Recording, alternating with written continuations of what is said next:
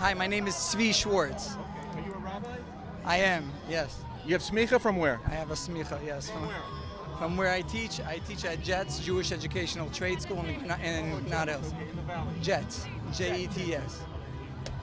And All right. What's your perspective on the notion that no Arabs, no terror? I want to tell you something very simple.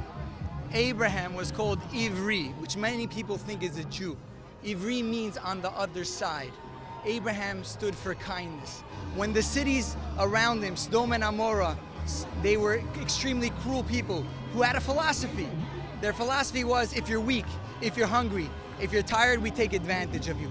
Abraham felt that in a world of such darkness, we need to pitch a tent and feed those that are hungry, feed those that are weak, and feed those that are tired.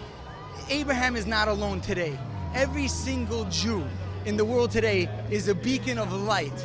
The goodness that Abraham taught us from thousands of years ago, that goodness is eternal. You see the Arabs burning the temple in Lud. Did you see the video? You see them carrying the Torahs out because the Arabs have no consideration, and in fact are what do they call a fifth column to destroy the Jewish state, right? Let me tell you something.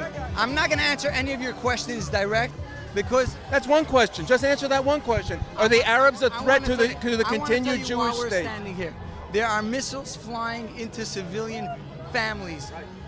Mothers and children are running into bomb shelters.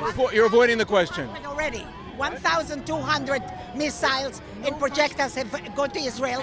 I'm ashamed by the number of non-Jews that are here today. I'm ashamed because there should be greater numbers of non-Jews. And the way the media has portrayed Israel as the aggressive one, the twist and the lies, this is something that the media has to own up to for fueling the flames of anti-Semitism across the world. Ashamed of themselves.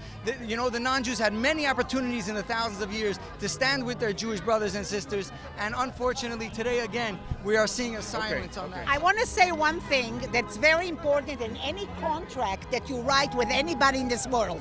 If you don't have the same definition, how are you going to get the same result? So let's say the word peace. Everybody, peace, peace, peace. Okay. Now, if the definition of peace for Israel means no more war, and the definition for the Palestinians of peace means no more Israel, then how are you going to ever achieve peace? When you have two definitions, if you had the two definitions of marriage, one of them was once a month I can go and be with another woman. The wife said, well, that's not my definition. They don't get married. It's not going to happen if we don't define things the same way.